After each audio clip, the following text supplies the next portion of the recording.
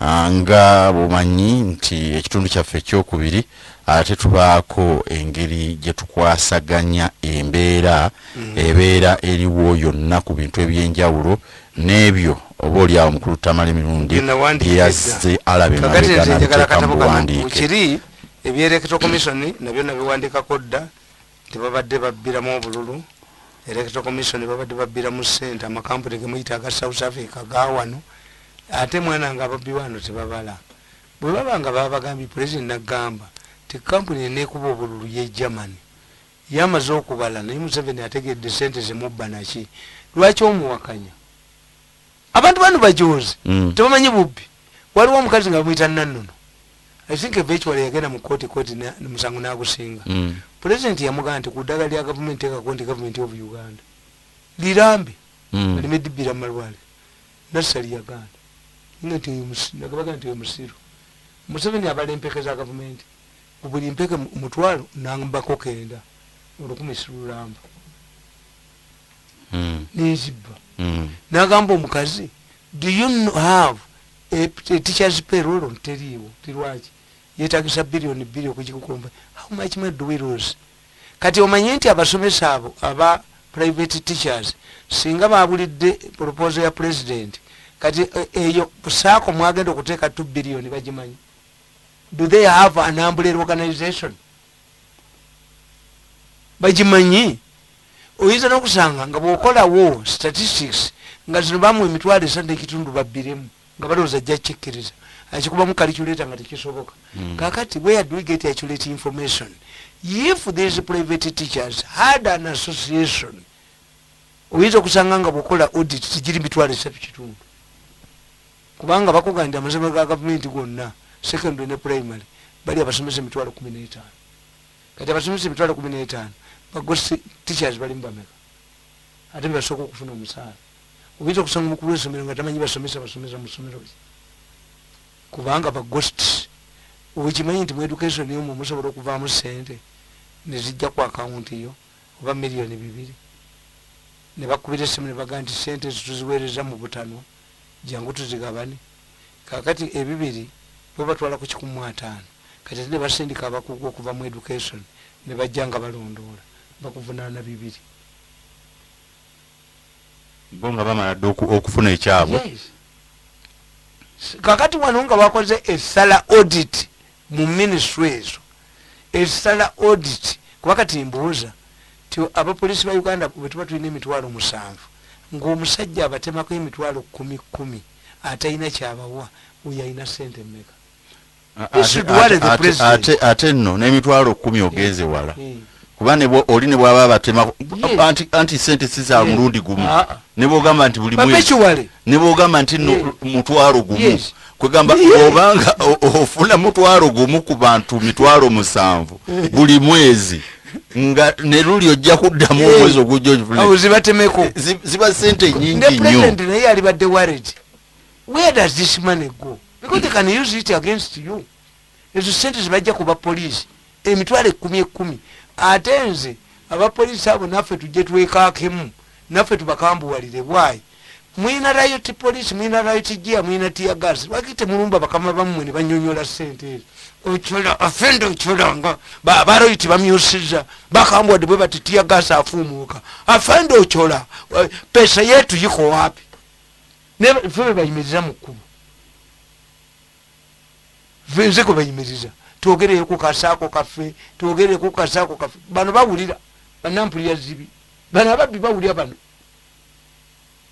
okutu ate mwana kateweza okusanga nga babatirawo disciplinary measure tiene budo mu police kali kirezinga ewa president insubordination omupolisi alimira maaso ga president n'agamba ngabo bena ngabo abajjane babeera naye ku press conference biki n'amala akyogera bamusima insubordination. This is how president n'atamanya bintu nti it should worry the president where does this money go.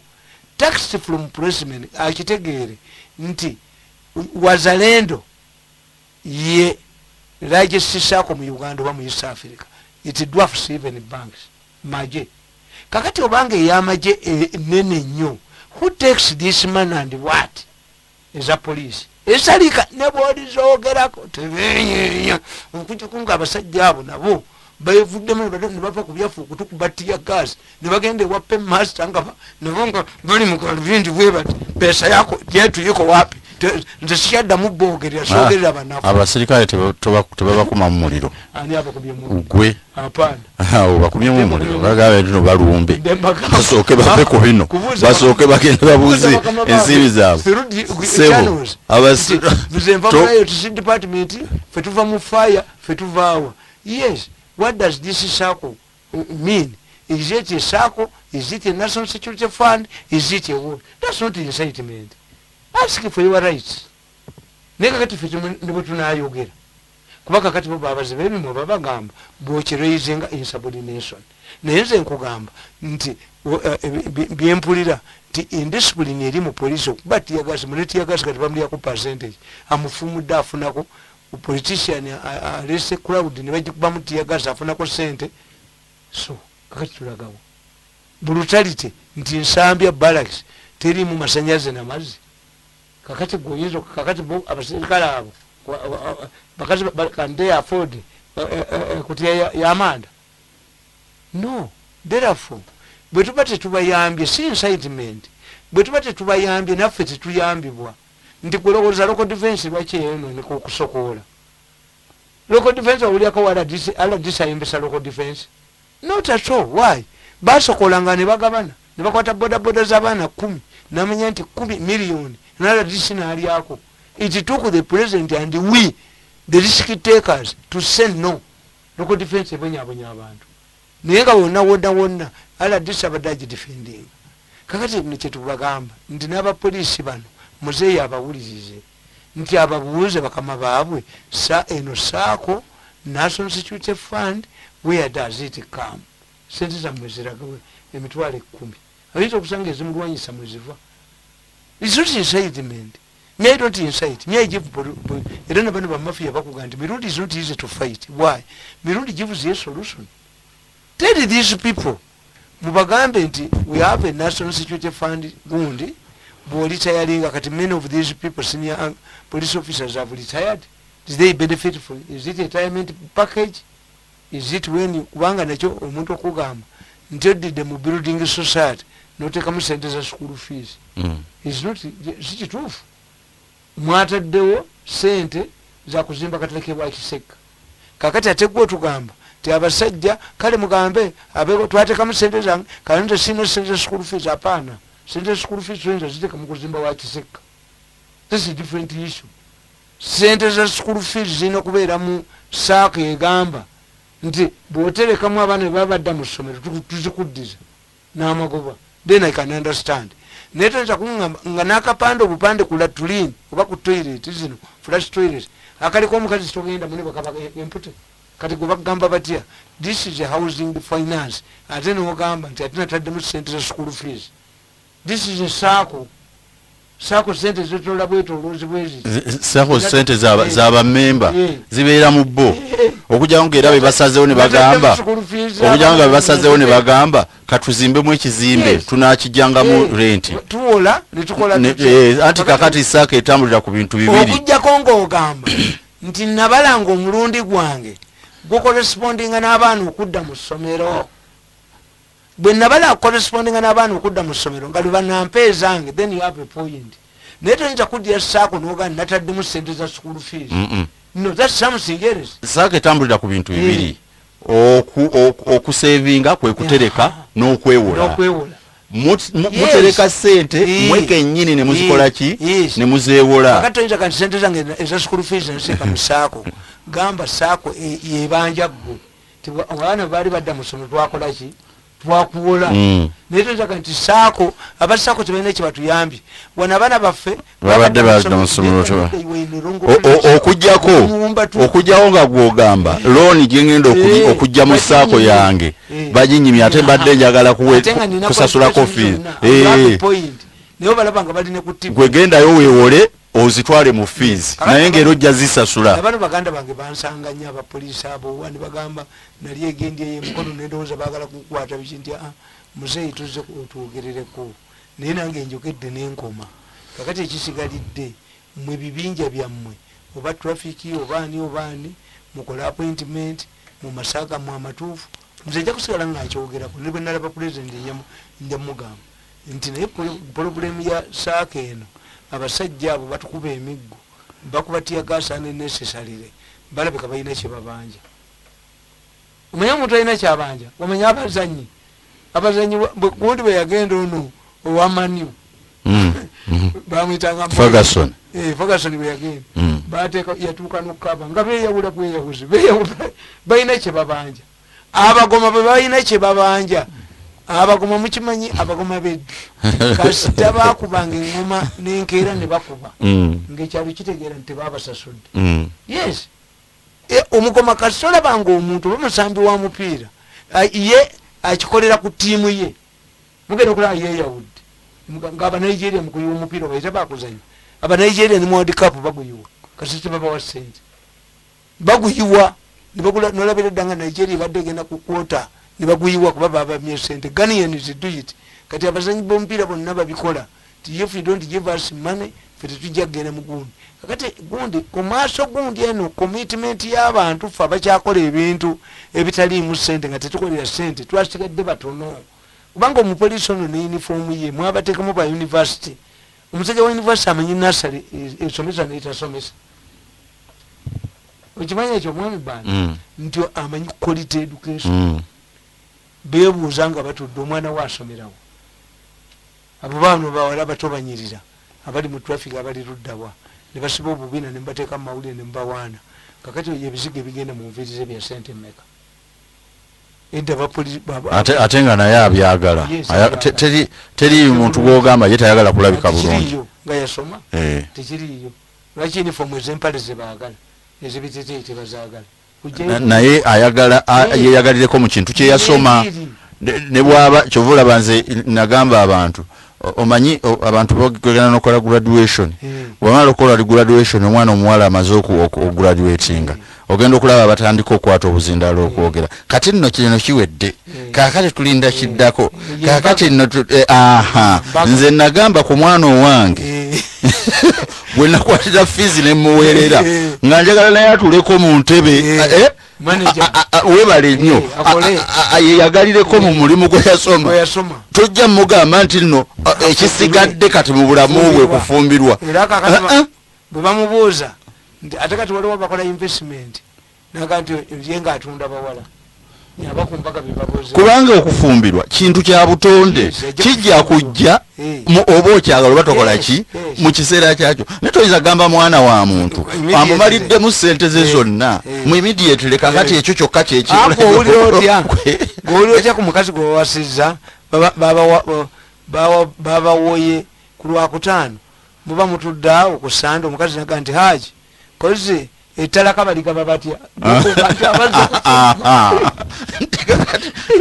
ebyatalaka bino biyimiridde bitya omukazi omusiraamu awatya bbaawo etalaka nga nakwasiza ku friday tutuddeko ku sande mugundi okati obuuza prosesi ya talaka omuntu bakuyise ku mbaga ya graduation kukuyosayoza mwana asomye ag'omwagala saweena ate omugamba kufumbirwa somo akatabo kaffe kano ka Bobi Wine kano nakandika ku Bobi Wine weyagala bwotandikira wano State House cars naye sakateeka kwennaku za mwezi ekibi kyako kale kakati kantandikire wano ndowooza lwaki sitandikidde wano kale wano omutwe we gutandikira guno kale omutwe ogamba nti why the mafia undermine government. Right from childhood, tradition in Buganda discourages any practice that undermines anything that is hopeful in life. This tradition is supported by these proverbs. 1. Tote matabi kwotude, meaning that when you are cutting branches of a tree, never attempt to cut a branch on which you are seated. 2. Sebusirwanjoka zitanyinizo, meaning that foolish stomach worms forget that they live in the belly and connive to kill their host. Nevertheless, the Ugandan mafia does not care about the outcome of their actions.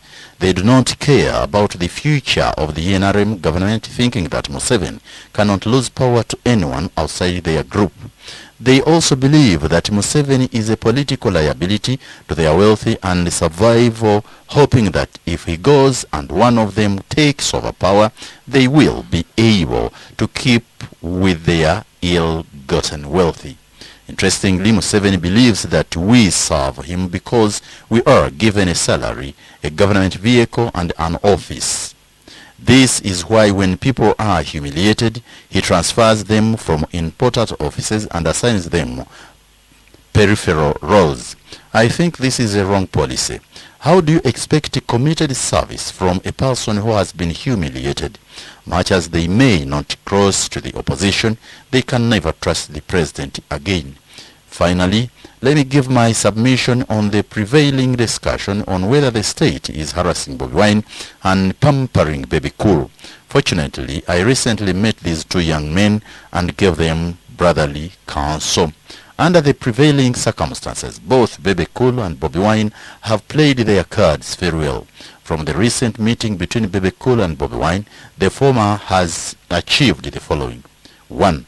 The meeting disables rumors that Baby Cool has been responsible for Bobby's problems, including suspension of his music shows. He can actually dig in Bobi Wine's fan base in case Bobby's shows continue to be suspended. You can be surprised to see Bobby's fans attending Baby Cool's shows in the future. Baby Cool has also demonstrated that his career in music transcends Museveni's campaigns and the regime. This is what musicians like Kusasira do not appreciate. I always give an example of Kasim Obura and Moses Ali. Both of them served in Amin's regime and wielded a lot of power. But while Kasim Obura was killed, Moses Ali is the second deputy prime minister in Museveni's government. Another good example is Chris Rwakasisi and Musase Birumbi. The two were convicted of murder and given a death sentence, but one of them was killed. Chris Rwakasisi is a senior presidential advisor on security. What should be noted also is the fact that, as I write, no senior minister in Museveni's government, nor NRM stalwart or Museveni's close relatives have come out to attack Bobi Wine. The battle has been left to Walutwetwe Pussy, who is yearning to revamp his lost fame and influence. He also wants to get money from the president. Therefore, Baby Cool writes when he thinks about life after both Museveni's campaigns and regime. Drawing from the examples I highlighted above, the mafia in Uganda does not spare anyone who comes closer to the president. They do not mind how useful one is to the government or the president. I can authoritatively state here that if the mafias have not started fighting Baby Cool, they are planning an attack on him. As for Bobi Wine, it seems he has gone through what I call the imbalu of politics. He came from nowhere and no one believed that he can turn out to be a strong opponent against Museveni. In my earlier submission, I stated that Museveni committed a blunder when he responded to Bobby's massives. What's more, government went on to block his music shows, which, as I have always urged, is meant to tame his financial muscle in order to undermine his participation in politics in the future. The reason why many Ugandans see this treatment of Bobi Wine as harassment is because such measures were not subjected to Dr. Kiza Besigye. For instance, Besige's petrol businesses, including his fuel stations, continue to operate normally, and at times government vehicles refill from there. His farm has never been raided by security operatives, and even when he was accused of alleged involvement in subversive activities, his business continued to operate normally. Whenever Dr. Besigye and his hooligans are arrested, they are quickly released. It is on record that he was the first Ugandan to be granted bail on treasonable on treasonable charges. It is this soft attitude towards Dr. Besigye that has exposed him as a mole and contributed to Kyagulanyi's popularity. Another advantage that Kyagulanyi has is his political base, the youth. Unlike former presidential candidate Amama Mbabazi, who relied on crooks that called themselves NRM poor youth, Kyagulanyi's support in youth is based on their appetite for change.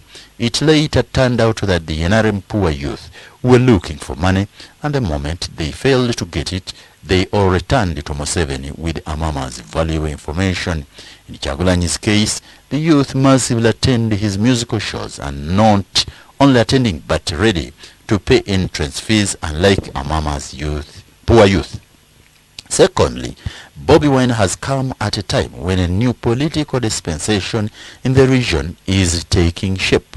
The East African integration has provided much wider space for local politicians across the region.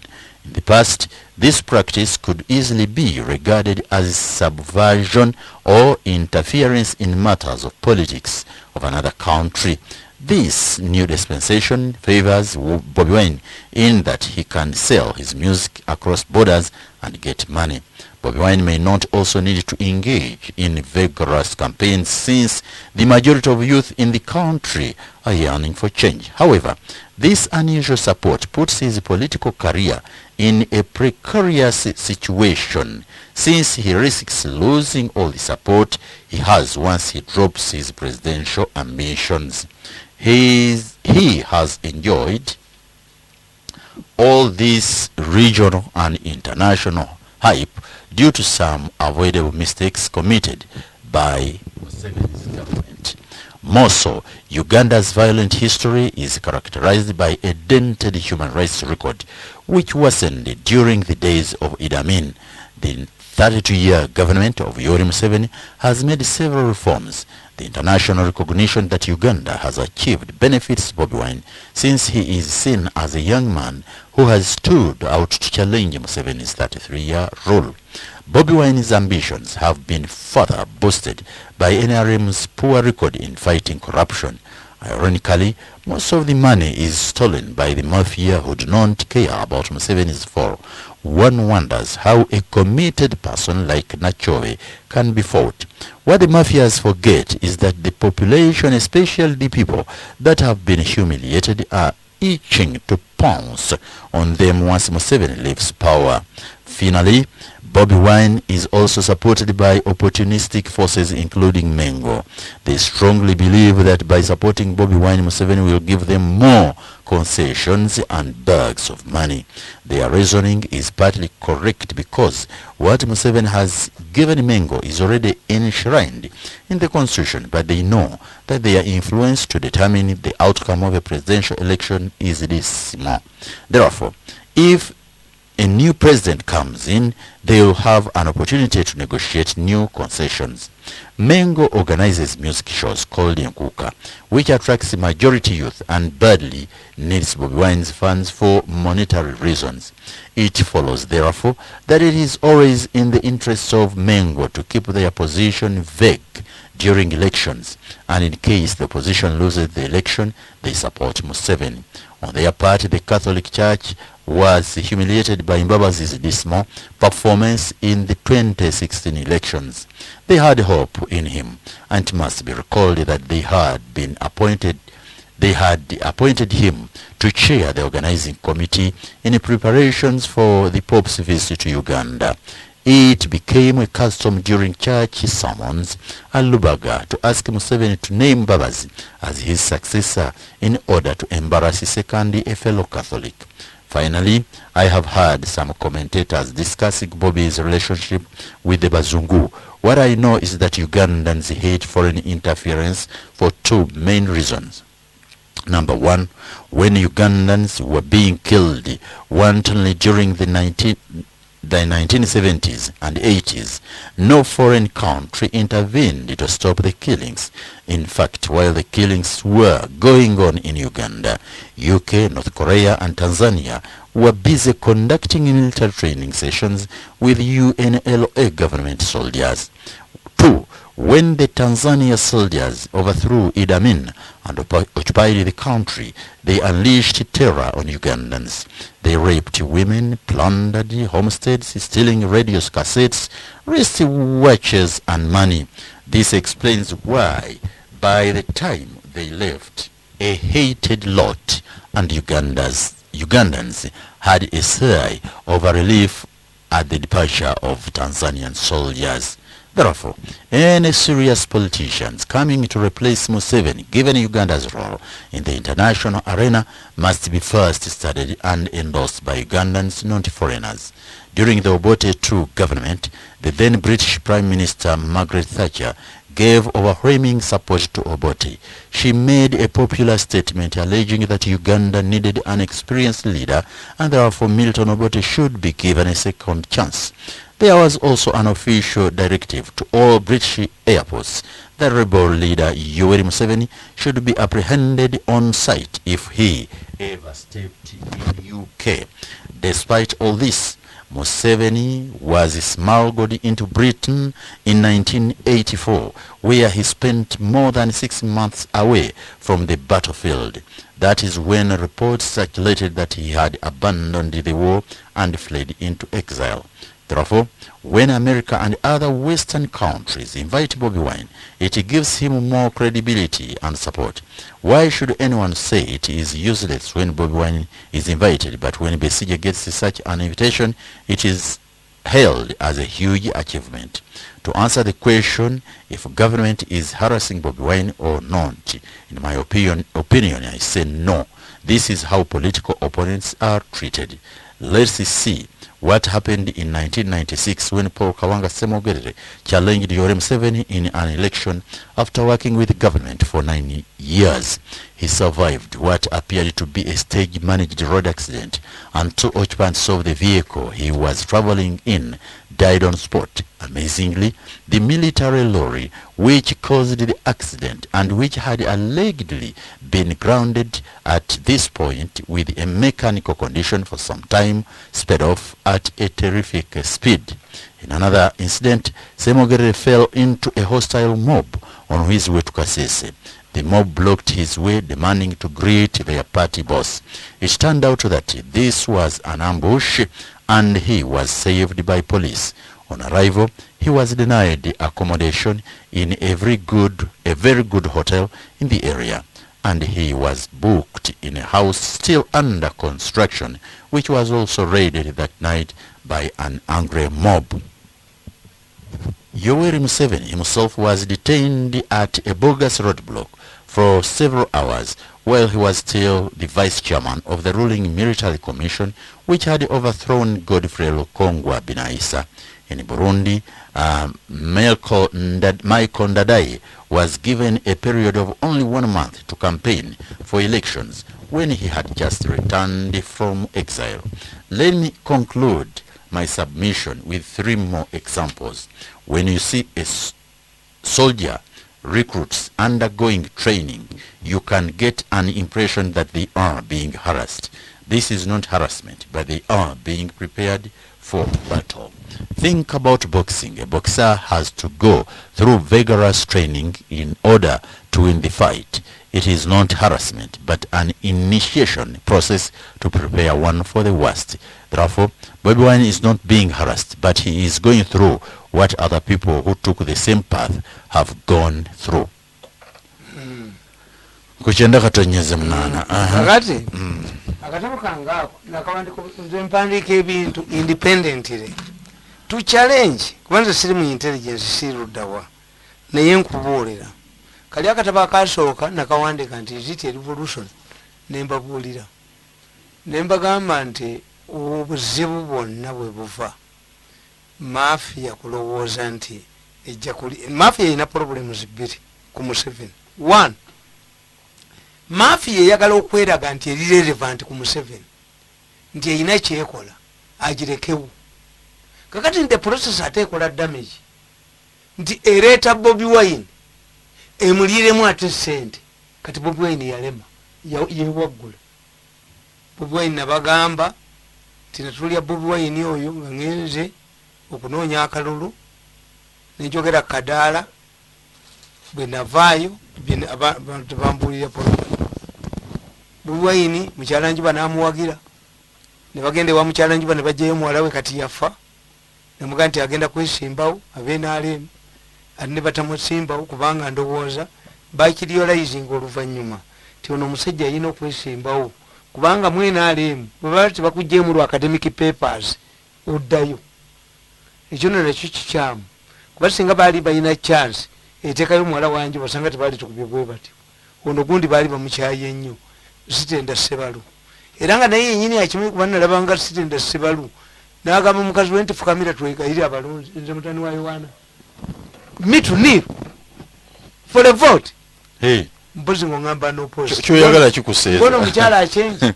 pulezidenti akugambye nti constituency eri wadde kiraba ku gundi omusajja bamuyitangani Dokita Kezimbira Miyingo pulezidenti yamuyita namwita n'oyo omuvuga yali musekansa so kati naye bamukuba akalulu eyagwa kakati Sejjoba pulezidenti namugamba Sejjoba oli mwana muto lwaki tovaamu Sejjoba nagamba muzeyi nkubuulire nze n'omulimu gwange musekansa mwana akawuntanti naye ekindese kununula constituency yaffe opposition agenda gitwala pulezidenti bw'atunulira mwana oyo nga tali selfish n'agamba Kezimbira Miyingo lekera omwana gwenja kulisaininga nga minisita kati Kezimbira Miyingo afuluma tamanyi nti bano baba security bambala leeya tubayita ba protocol bambala leeya yafuluma ayomba ye yennyini agenda kukwata asuubiza nze omulimu era mbadde nnyonnyola abantu olwaliro ne mbagamba nti mwegendereze nnyo Buraini White mu abalowooza nti abyekozesa omuntu yenna okuva mu kifo eky'amaanyi from gundi tukitala tutya from grace to grass afa where is Adiebo yava kuba prime minister yaddamu how old was Adiebo Adiebo was in the 50s yali akyali muto where is Kiseka yabula n'ewokulaga n'agenda mu East African Insurance Company ewalabi mulondo nga wafunye akafo watuula had nothing to do Specioza ali muheresi advisor president ayinayo office ayina bwakeera kintu musoke olabye afa akyali mulayimulayiti Bidandi naye yajja okundaba nga akyali energetic why ndoza ekibanda kye n'ekibiina nendoza kati ekibiina ekivaamu kasita toba na kintu kyokola abasomesa bumumalaba bawangaala naye omusomesa ke bamugaa nti wa retired can die a person can die nti egundi bo bagamba mbu Buraini White abyekosa no Buraini White needs a counselor counseling why yalabanga ku TV kukikunna nga alaba alinda kulaba bwagaba ssente talindayo bad news naye kakati buli ajja ku TV kakati njagala kubuuza kakati lwaki tagaba ani amuganya okugaba nedda si ekyuka kwegamba otunulya n'abantu bagabira tebakyaliwo oba sente zatakyalina bamukubakuba sente yaziteekawa bamukuba bazimubakaba abayiso kati byebiri byetubadde tugamba nti golaba omuntu agaba sente ez'obwereere ozogaba zivaawa era gundi Buraini White njagala gendayo kubanza abaana abo mbalaba naye ati mukugaba sente sibanabo nga mbuga kubanza naye bwebatuuka okugaba sente nedda mbamanyi they need help bayina emikisa mbuga yina emikisa gyekataddewo TV y'amaanyi era yasibwa ebweru emyaka egi era bwe yakomye era atusinga kubaga baba otambuza ebigere okeera mu luguudo wakagaali akeera wabenza akuyitako nga te ye yamaze nakunywa kyayiwaka era mbuga akomyewo era n'akola ebintu bye why ayina omukisa gwe kakati mukataba omu nkugamba ti Bobi Wine ayina omukisa buli wamu azze ayitawo nze Bobi Wine ku kino namwewuunyeza omusajja gwe bagamba nanyini ekibiina ekyo yayagala nnyo movement omusajja w'ekibiina eyeyitanga omwavu waliwo ne kakooti kabamwogerako nti simanyi ffe katukole tutya oba Tamale Mirundi ffe muli tusangayo yajja mwena alimu ne batalaba skills the man registers a party mwe nga intelligence yammwe yawa ye tasobola kutegeera nti omusajja ono talina political party kubanga nange mbadde nkibagamba ti Bobi Wine yali mugezi teyakola political party why he didn't have a structure abakubera na stroke kya temwali kakati ye yabasali amagezi kusasula yali akola ki mu kintu ki bubwe gondi yali akola ki kyobula nkugambe ti baby cool yali mugezi bwembadde mpandika mu introduction era kakataba ako yinzo kajjukira when ono gundi katikiro wammwe lwe yabatuuza Bobi Wine nani ne baby cool remember that ndo kubanga nkimensionizeeko nti baby cool ye yafunamu yajje ewono n'amutegeeza I'm not your problem sinze nganye nyimbazo sikulinaako buzibu is beyond me we initially bali baga nti ye ono yamwogerewa president tu baby cool n'aba mugezi yagenda ne bakusaasira ye tulya future ya kitaawe nti bayinayo ki tugende ekiwatule tayinza kufa baby cool omulabyeko nga yafumbirwa n'asigala nga mpeerera omulabye ayina akajanja nga akaabana yetali yetegeera nti I have to separate my political career from the current politics byebyaffe nti nze nabala ti Museveni talina ekibi kyakoze naye sijja kwetikirako bano mbakuba nentambula naye and he has realized ti I'm useful everybody is panicking natula wansi nemmanya no ensobi babesigi gye bakoze nabano bambabazi ne baani kukubayo ate bamafia ne babalekawo kati Bobi Wine gwe mwaleeta mumulyeko sente ne mungenda nga mulyako sente mwali temuyinza kumugjawo okutegedde he had become a source of ki naye tebamustudyinga bamulekawo bamulireko sente to the extent nti nanyiize nnyo omwana owange omwana omuto mutuule naye nti okuva wa Bobi Wine tukuwa miliyoni 5 nga temuzimpangako ndaba amugjayo tayinza kuvaayo mukube essasi tayinza kuvaayo Bobi Wine kandi defect ewange tayinza kubeerayo gyokubisa omuntu essasi aveeyo alabe tayinza kakati tewagamba teri afuga mutwegwo lwaki omwana wo gwe oyagala okufuga omutwe gwe lwaki gwe ofuga omutwe gw'omwana wo wagamba ne maama wo wagamba mukadde mmole wagamba ne mukadde mmole tafuga mutwe gwo nti nabakutumira maama wo nabakutumira baganda bo batawanira bwere lwaki gwe ofuga omutwe gw'omwana tetuyinza kubeera na famire nga yabasebagala tituliyo we have integrity nti mirundi tagulwa this is our brand bwetusalawo ekintu tuba tusazeewo kati ye yasalawo n'agendayo bajjaga namutuma naye bayinza omutta gomanyi comparison yagundi kakati Bobi Wine amaze okutuuka wano ku kibiina naye nze yankubidde ba DP Bobi Wine is not a problem to endale not at all Bobi Wine does not have the muscle, the necessary muscle and network and resources to challenge Museveni. When you see Museveni picking nomination papers as one, ekiwa president kirisekiwa Bobi Wine kati mukibiina bano nabagambye nti n'ekigambo kya Luswayiri bakuba mu Luganda mwakiteekamu mu by'ofiisi ne betuyita matakombiri hakuna msituni nti akabina tekalina gye kasoloka bajja ku kkono oba ku ddyo kakati Bobi Wine bw'ataddewo ekibiina agobyo bamatakombiri why ndi wa DP ate people oyo matakombiri kakati yakoze ekibiina naye bonna babadde nabo ng'oggyeko bano abaana batabadde mu bino bya bufuzi bya bibiina bya wano abali virgin bonna babadde nabo beebo ndiwa DP owa people power akoze ekibiina ki ndiwa FDC owa people power akabina kalina okubaako we kasula matakombiri hakuna msituni kakati kati omusituni weeguli ekitegeeza akabina kalina okwegatta kasule wamu lewo simujuna mulidde agamba ekirala kituyambye tuwonye abo boogambye si kye ekigambo kye yakozeseza naye yagambye tuwonye ababadde abasiiwuuka empisa bw'agira yagagamba ndiwa people power ate owefudisi ate yasoose bawandiisa kakati kankubuuza yaganye okukima kaadi mu DP kakati ayina ogifuna yeeno kino kibiina kati ekirala kyendabye era bannange ndowooza bagamba obuwangazi bwaki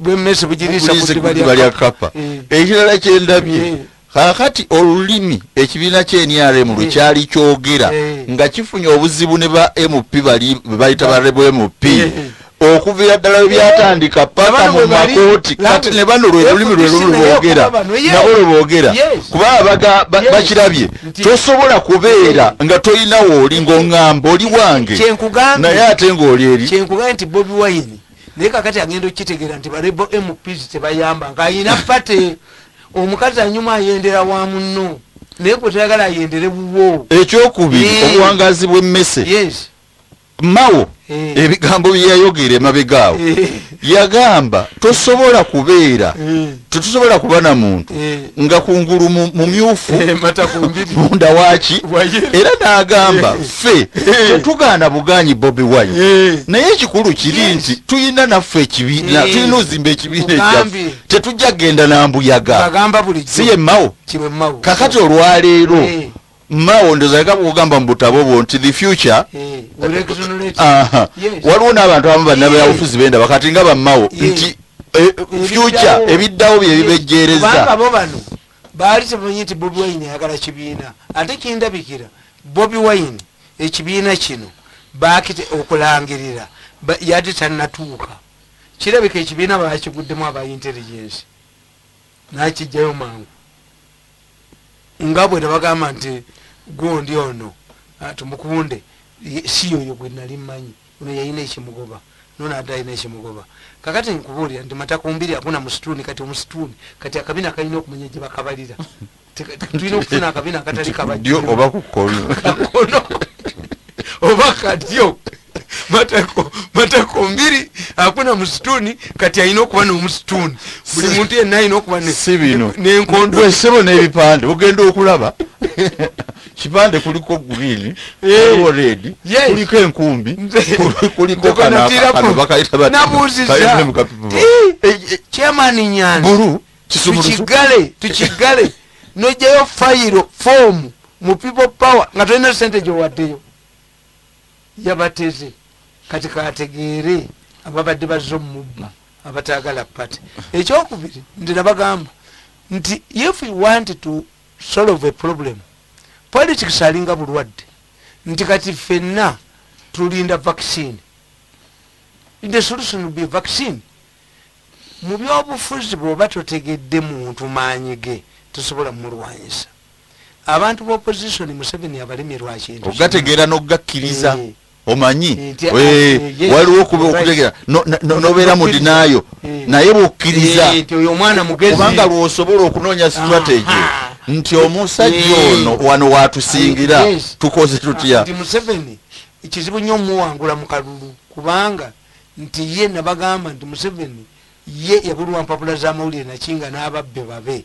nti tebagala kweraga bagala okweraga nnyo ku saidi ye atigumya abantu yayambala t-shirt ya UPC chairman wa C5 abbi obutale naki n'emyalo yabe gwatula naye nga ze yasoma ekiwandiiko naleka nga obulu wabuse but structure ya Museveni tugisobola nti Museveni yaleeta all inclusive politics nti bwanika chairman wa 5 nange bumbuzo olwaleero nti kwayeniki kyeyune ne bwanika nyinza okutwala ku bwanika kuba kyeyune yaliyo ne bamubwala DC n'agenda Sebagala yajja wano n'agamba abantu akaveera ne kamulemanga muvubuka kakati politics oyo wa individual mmere wa inclusive nti bwanika waali osobola okubeera nono ate n'atamugamba nti kolaki kwegamba politics wa ambulera Museveni yamutandika dda n'agamba ye movement universal primary education oba second mwenna mukolaki nti guno omuyonga gundi gwagaba gwa mwenna bannayuganda tali selective UPC kyekyagirema singa basereketinje mudde ebi kakati omuntu kyovulaba nti ebibamba bwe bitugwira nti amasomero gaggalewo tagalagamu that's not Museveni bulweba Museveni nga mulimu ekintu ekyesekretarian si kiki ebimuweesanga nga n'abasinza okufunamu ba opposition kakati toyinza kuba okukyusa gavumenti olina okuba nga onyigirizibwa noga nti bannange katuweyo abaana bagende mu nsiko obote abasajja batunyigiriza anti nga bwe kiri kati nga bwe kiri kati abantu banyigirizibwa naye tebannatuuka ku level eyo tebannatuuka ku level nti gwabulyako obote nga gamba ba Paulo Mwanga nti amagye nga jeewo Museveni kasati tekera nti oko defense kuba abantu babadde babikavalinga mawuli nga tebyogerebo intelligence sebiwaayo. This is the problem kubanga bo bano babadde bakola ebintu nga babalyamu ssente emmotoka olw'obwavu exercise nebagikolamu ssente. Museveni yadde akubuli level okuva ku Ggombolo okuva ku RC1 n'ateekawo omuwumbo gw'emmere.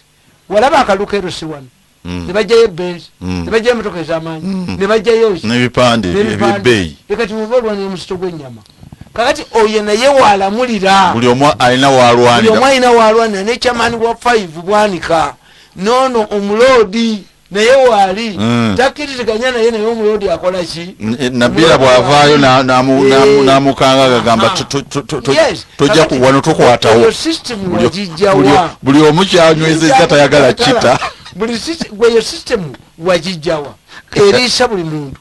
Kakati alinajja abakola ekigambo ekibi which have 10 political parties. Kankubuulize abantu kye batamanyi buli kibiina ekirina ababaka ba parliament kirina sente zekifuna nti mawa akwata olwenda omwezi olw'ababaka babali mu parliament 14 kane Bobi Wine kakati owajjema aliyo omu akwata 2 milioni 2 kakati gundi FDC naye ekibiina ku secretariat kibadde kifunayo kale ne Bobi Wine kyekimu ku bye yabaze kyekimu ku bye yabaze nti naye kafune nuku kubanga manyi tetugenda kuwangula musajja naye waki nange kanfudeyo ababaka bange 50 ngende nabo mu parliament ba 15 oba 2 secretariat yange government yegiraninga. This is what the people don't know.